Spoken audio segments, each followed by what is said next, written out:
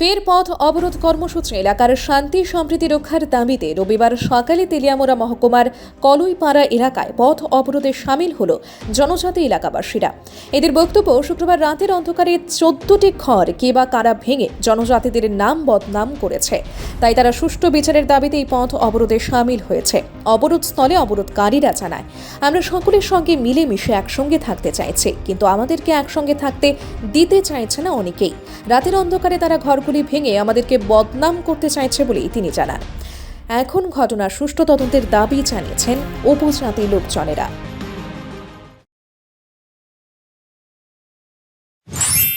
আমরা যে চলতেছি যে আমরা ভাই বন্ধু বলে আমরা সবাই একতা করে একইভাবে আমরা চলতেছি। গরু আনে, ছাগল আনে, ফসল তো সব করতেছি কেন।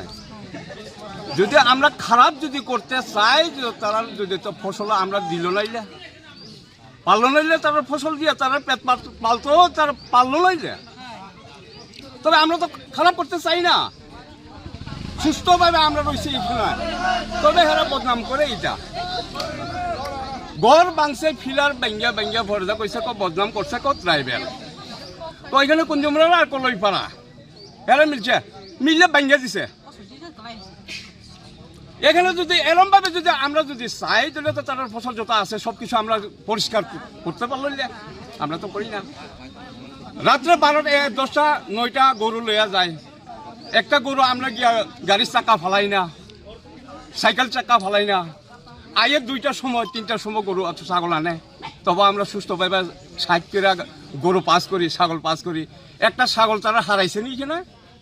যদি খারাপ করতে গেলে তো আমরা ছাগল কাটতে খাই।